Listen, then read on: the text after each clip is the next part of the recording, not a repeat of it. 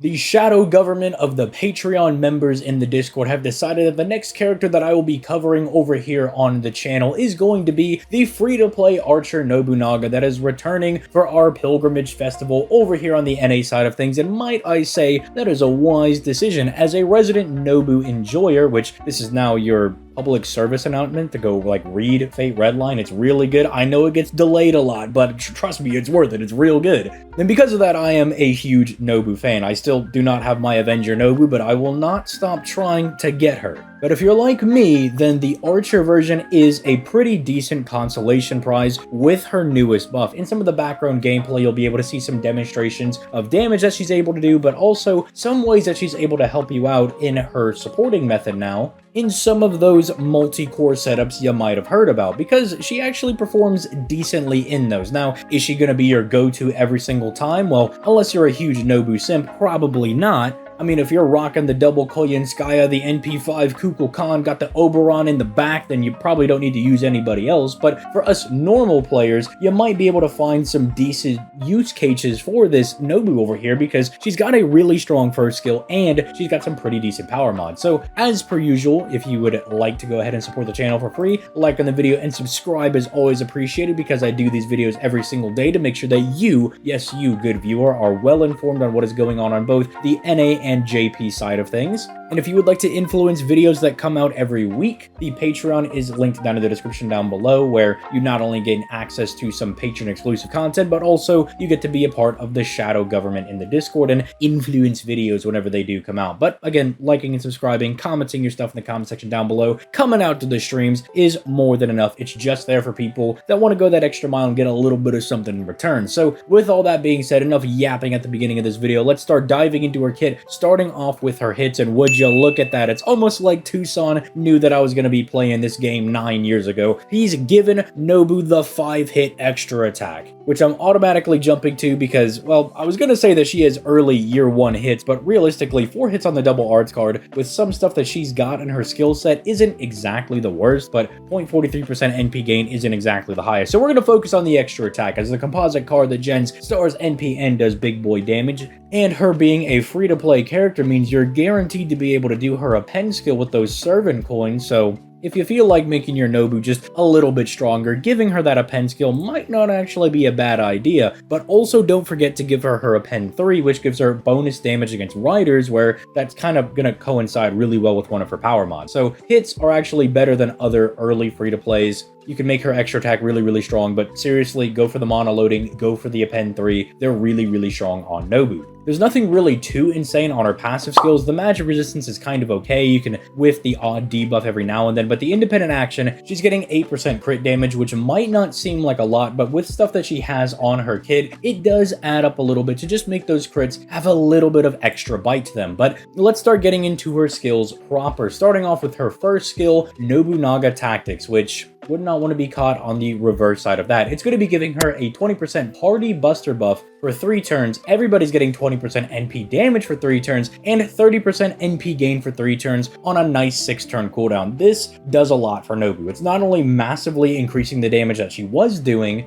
because now she has access to that NP damage buff, but again, it's buffing the party in just really advantageous ways. If you're doing a multi-core setup where you're going to be firing a Buster NP, this is obviously phenomenal, not only for her, but also for the other characters in that party. But even if you do need to bring her in a multi-core where you're going to be using a Arts or, God forbid, a Quick Servant, they're going to be getting that extra NP gain to help them refund their NP, as well as free NP damage, which any Servant would really like to have, unless you're like Super Orion or something and you don't do damage on your NP, but who uses bums like that anyway? We like to do big damage on our NPs over here at ZTL Industries. So while, yeah, she can't do Buster farming on her own, she still has a lot of power concentrated in this skill, because of how much more it's boosting her damage and how much she's able to give to other DPSs that might be in the party. It's nothing to shake a stick at. This is something that's really, really helpful, especially when that is paired in conjunction with the other things she's able to do. We move into her first power mod on her second skill, Tenka Fubu, which is going to be giving her 100% power mod against divine enemies for 1 turn on a 5-turn cooldown. Obviously, this is probably going to get buffed in the future, probably going to make it a 3-turn whenever they do get around to that. Ideally, give it a 30% battery so Nobu can do farming on her own, and then she just becomes an absolute god. But because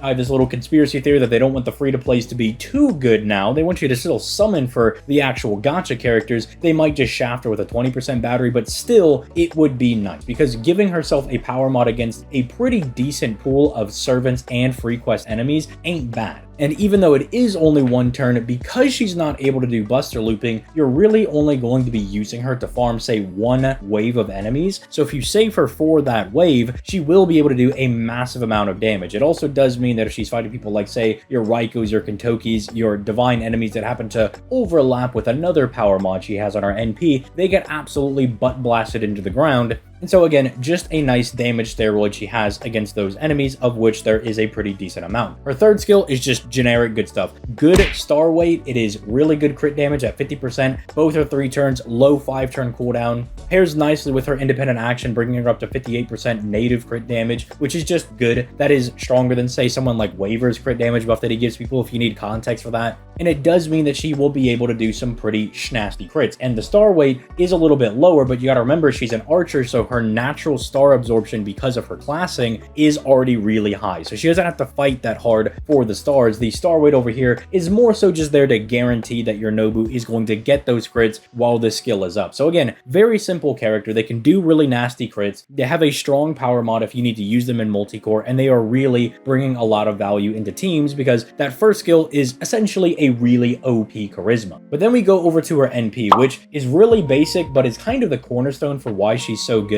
Because yeah, it's doing damage to all enemies. Sure, 10 hits, if you give her a star gen buff, she can just drop stars all over the place, which is kind of funny. But realistically, that power mod against riding enemies, not rider enemies, riding enemies, is exceptionally powerful because of that distinction. While a lot of Saber class enemies will have the riding passive, it's just kind of something innately that they get. A lot of other archers, riders specifically, no duh, but then berserkers and some assassins and casters will also have this. So it does mean that Nobu is not just pigeonholed into fighting, you know, your sabers and your berserkers that might have divinity. She can really fight anybody that has the riding passive, and God forbid, again, you're somebody like Raiko who is divine and has the riding passive, you just get eviscerated, like you just get shredded into the ground. You just get absolutely destroyed. She's super effective, got double power mods. Wallahi, you're finished. You're cooked. Just pack it up and move on with your life. Unfortunately, really only servants are going to be having the riding passive. There's not really any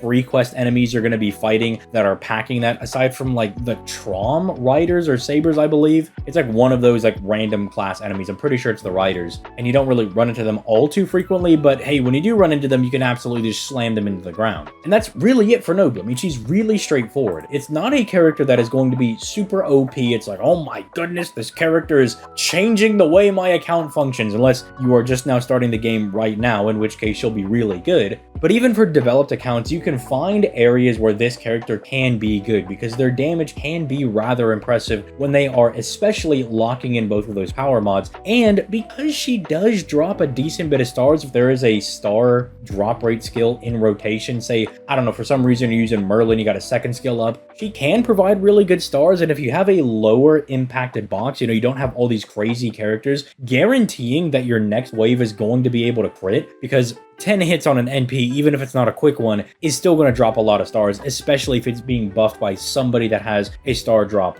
boosting skill for the party, or she can just target it onto Nobu. That's also not nothing. You know, I've been there where I wasn't able to just one-shot every single wave in the game. Didn't matter how big they were. 1.5 million enemy? No, I'm going to blow that guy into the ground. But I wasn't always there. Sometimes you do have to rely on crits, especially on my JP account. And people like Nobu do come up every now and then because they not only hit really hard, but they have that added utility of being able to drop those stars that can help you on your next wave. I will go ahead and talk about her bond CE over here, because I also understand that not everybody is going to have the Avenger Nobu, and they're going to make one their Grand Archer regardless. They're going to get a Grand Nobu, whether Nasu wants them to have it or not, right? They're going to make it happen. And so her bond CE giving the entire party free 25% crit damage is ridiculous. If you don't know, Grand Servants can just use their bond CE in conjunction with a normal CE. So effectively, you do the Grand Servant at Nobu, she's just gonna have like 83% crit damage because she has 8 from the passive, 25 here, 50 on skill 3. She's gonna be hitting really hard with the crits. So this video is not titled, "Oh my goodness, you gotta level up your Archer Nobu, otherwise you're a fraud," but it is saying that you should level her up. You will find some use cases for her, and even though she can't do buster looping by herself because she just lacks a battery, you can still find ways to use her, which is probably why I'm pushing so hard in this video, because oftentimes you'll see a character and it's like, oh, character can't loop, I guess they're trash. But it's like, no, you can find other places to use them in. They still have a use case, even outside of the team support that I think is really strong and giving you that pretty good damage, and potentially the looping abilities if you're using them in a multi-core where you have an arts or a quick looper that could still use that extra NP gain. The damage she can do on any one of those nodes if you're fighting divine or riding enemies is going to be insanely strong. So don't overlook this character. They are really strong. Make sure you get them maxed out. Use your leaflets on them. And maybe not now because the leaflets are a little bit more limited, but once we start to get more of them from events and whatnot, this is a character that is really good to do some of their append skills. The monoloading, because she doesn't have her own battery, is very, very helpful. The extra damage against the rider class enemies is really strong because it synergizes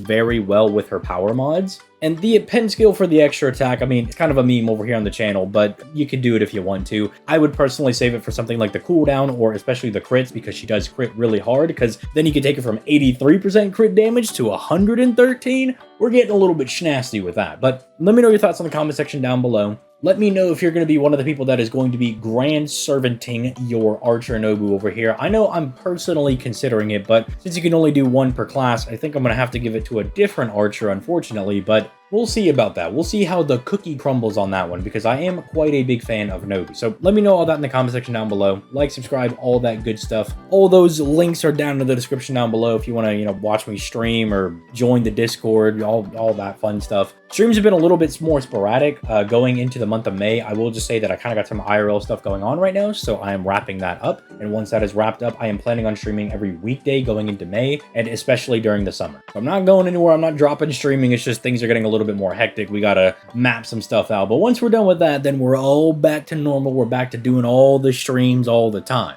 So bear with me on that one. Your patience is greatly appreciated. Don't slam me in the comments. With all that being said, I'm going to go ahead and get out of here. You guys have yourselves a nice day, and I'll catch y'all in the next one. Peace late, guys.